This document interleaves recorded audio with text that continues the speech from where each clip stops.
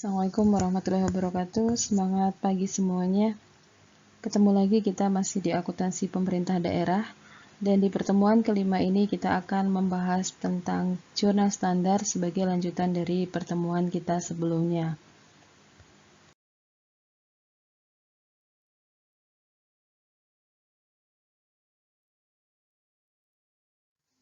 Jurnal apa saja yang akan kita bahas hari ini?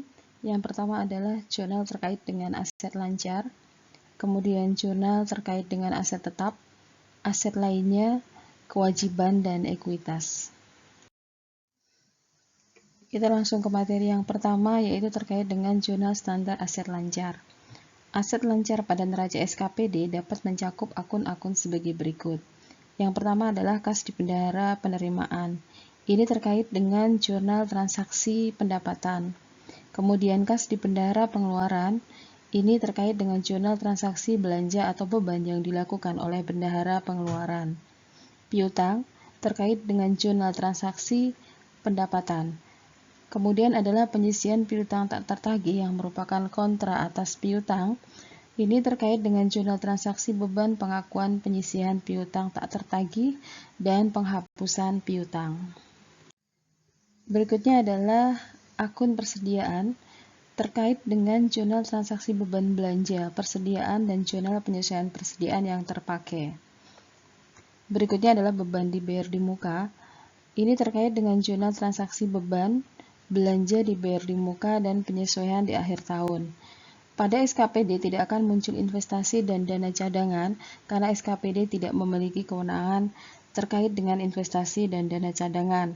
Investasi dan dana cadangan ini hanya akan muncul di dalam jurnalnya PPKD. Baik, sekarang kita masuk ke transaksi untuk aset tetap. Sebelum kita masuk ke jurnalnya, kita coba review kembali apa yang sudah kita bahas di akuntansi pemerintah pusat sebenarnya terkait dengan pengakuan. Aset tetap diakui pada saat manfaat ekonomi masa depan dapat diperoleh dan nilainya dapat diukur dengan handal.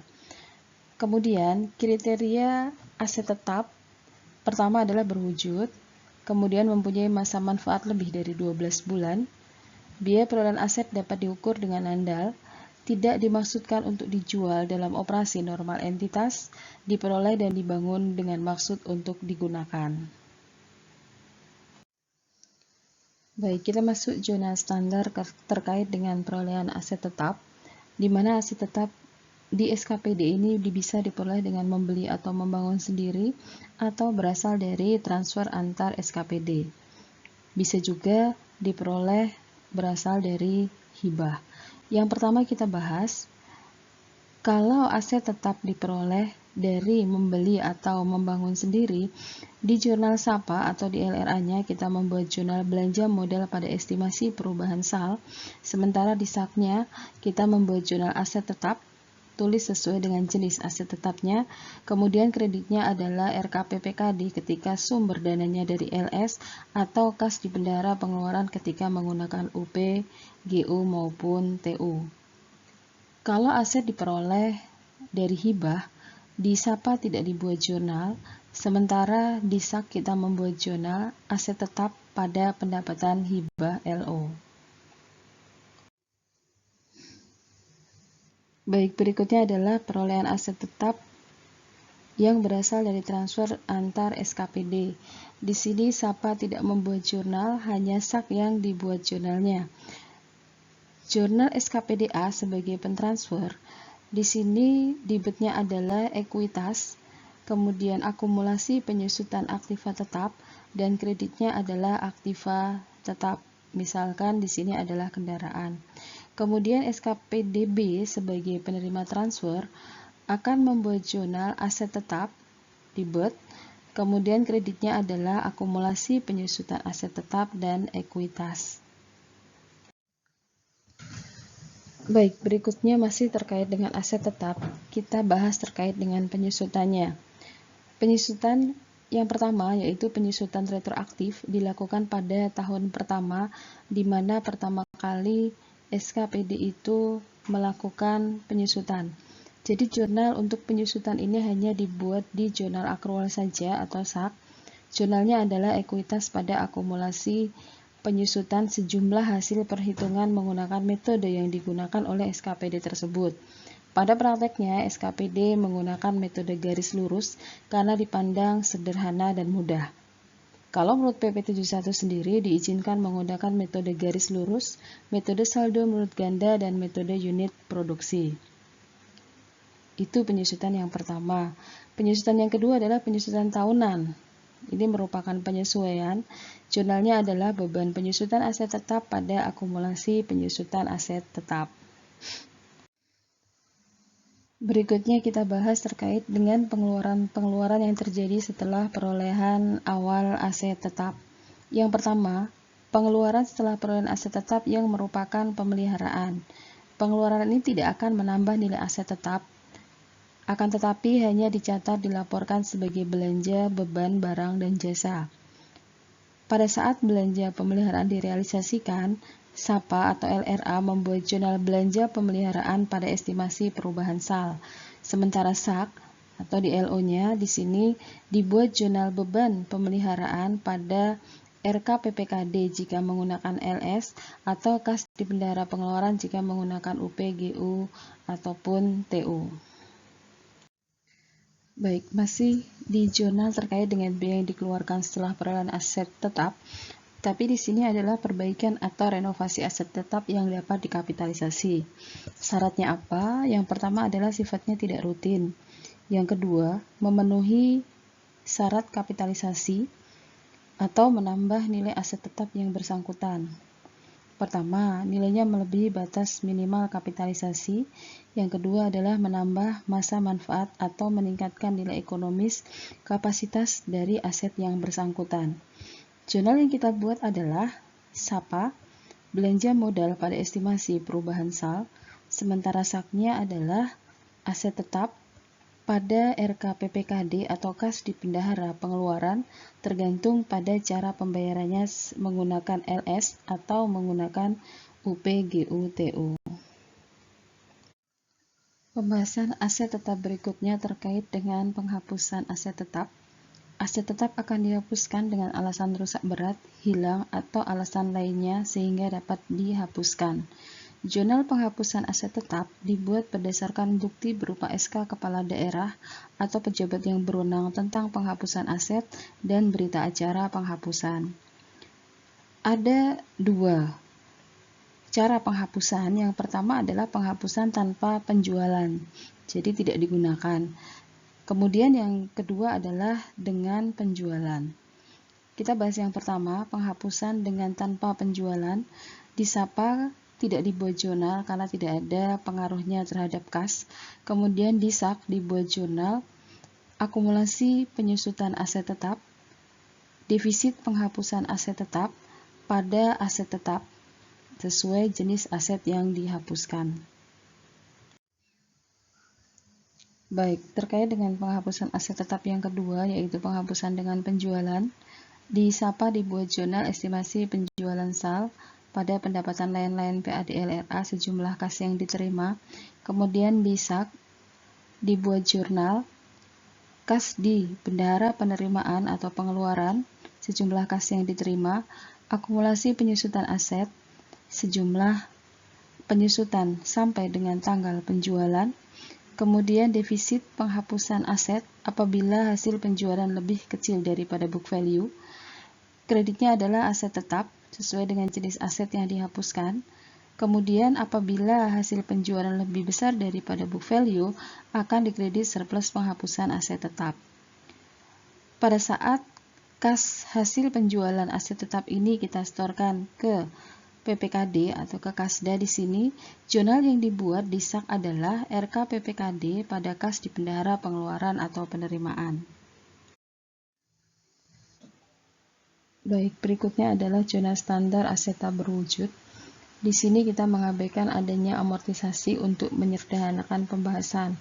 Pada kenyataannya, ketika ATB ini adalah umur manfaatnya definitif, berarti kita melakukan amortisasi terlebih dahulu menggunakan metode yang memang sudah disepakati di pemerintah daerah.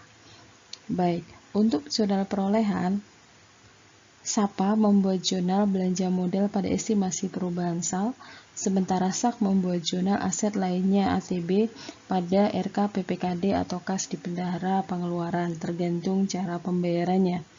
Jurnal untuk penghapusan ATB jika sudah tidak bermanfaat lagi, SAPA tidak membuat jurnal, SAK membuat jurnal kerugian defisit penghapusan aset lainnya pada aset lainnya ATB. Baik, berikutnya adalah jurnal standar aset lainnya untuk mencatat reklasifikasi aset tetap yang tidak dapat digunakan lagi. Jadi, akun aset tetap yang tidak bisa digunakan lagi dipindahkan saldonya dari aset tetap ke aset lainnya, aset lain-lain. Jurnal yang dibuat seperti apa? SAPA tidak membuat jurnal, sementara SAK membuat jurnal aset lainnya, aset lain-lain sebesar cost, kemudian akumulasi penyusutan aset tetap sebesar akumulasinya berapa, kemudian kreditnya adalah aset tetap, sebesar cost-nya juga, dan akumulasi penyusutan aset lainnya. Ini alternatif pertama. Bisa juga kita mencatat aset lainnya, aset lain-lain sebesar nilai bukunya, kemudian akumulasi penyusutan sebesar akumulasi penyusutannya, dan aset tetap sebesar cost-nya. Jadi tidak ada akumulasi penyusutan aset lainnya. Berikutnya terkait dengan penghapusan aset lainnya dari hasil reklasifikasi aset.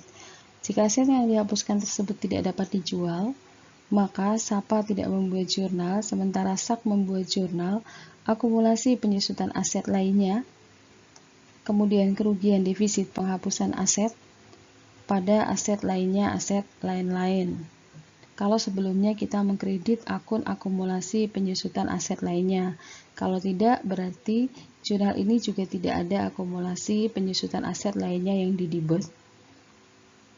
Berikutnya, jika aset yang dihapus tersebut dapat dijual, SAPA membuat jurnal estimasi perubahan SAL, kreditnya adalah pendapatan lain-lain PADLRA sebesar hasil penjualan aset yang dihapuskan. Kemudian, SAK membuat jurnal kas di bendahara pengeluaran atau penerimaan sebesar kas yang diterima, kemudian akumulasi penyusutan aset lainnya sebesar akumulasinya, kemudian defisit penghapusan aset lainnya jika hasil penjualan lebih kecil dari nilai buku aset, dan aset lainnya, aset lain-lain. Berikutnya, ketika bendahara penerimaan atau bendahara pengeluaran menyetorkan hasil penjualan aset lainnya ke Kasda, jurnalnya adalah RK PPKD pada kas di bendahara pengeluaran penerimaan. Baik, berikutnya adalah terkait dengan jurnal standar untuk hutang atau kewajiban. Kewajiban atau hutang yang mungkin muncul di neraca SKPD adalah kewajiban jangka pendek, antara lain hutang belanja, hutang PPH, ataupun PPN. Jurnal pengakuan hutang belanja umumnya dibuat melalui jurnal penyesuaian akhir tahun, yaitu untuk mengakui belanja barang atau jasa yang sudah diterima dinikmati Pemda SKPD namun belum dibayar hingga akhir tahun. Jurnal penyesuaiannya, SAPA tidak ada jurnal, SAK jurnalnya adalah beban pada hutang beban atau belanja. Kemudian pada saat dibayar, jurnal pembayarannya adalah SAPA membuat jurnal belanja pada estimasi perubahan SAL, kemudian SAK-nya adalah hutang beban atau belanja pada RK, PPKD, ataupun kas di bendahara pengeluaran tergantung cara pembayarannya. Baik, berikutnya terkait dengan pengakuan hutang PPH atau PPN. Jurnal ini terkait dengan pemotongan PPH PPN dari pembayaran belanja yang dibayar oleh bendahara pengeluaran dengan menggunakan OP ataupun TU. Pengakuan hutang PPH PPN, SAPA tidak membuat jurnal, SAK membuat jurnal kas di bendahara penerimaan pada hutang PPH atau hutang PPN. Untuk penyetoran hutang PPH PPN, SAPA tidak membuat jurnal, SAK membuat jurnal hutang PPN, hutang PPH pada kas di bendahara pengeluaran. Berikutnya terkait jurnal standar ekuitas. Akun ekuitas yang dilaporkan di neraca mencerminkan hak residual Pemda atau SKPD. Jurnal yang terkait dengan akun entitas umumnya dilakukan pada saat membuat jurnal penutup pada akhir tahun, yaitu untuk menutup pendapatan LO dan beban. Jurnal penutupnya adalah SAPA tidak membuat jurnal, SAK membuat jurnal, pendapatan LO, surplus defisit LO, pada beban. Ini terjadi jika jumlah beban lebih besar daripada total pendapatan, maka selisihnya merupakan defisit yang dicatat di akun surplus defisit LO. Berikutnya masih terkait dengan jurnal standar ekuitas. SKPD pada umumnya akan melaporkan defisit karena mereka lebih bersifat cost center. Akun surplus defisit non-operasional dan pos luar biasa juga pada akhirnya akan ditutup ke akun ekuitas.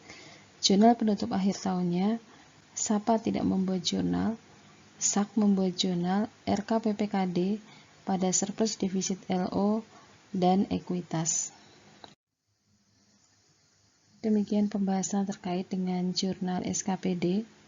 Setelah kita membuat jurnal ini, proses berikutnya adalah memposting jurnal-jurnal tersebut ke dalam buku besar, kemudian mengikhtisarkan dalam neraca saldo, dan kemudian membuat laporan keuangan.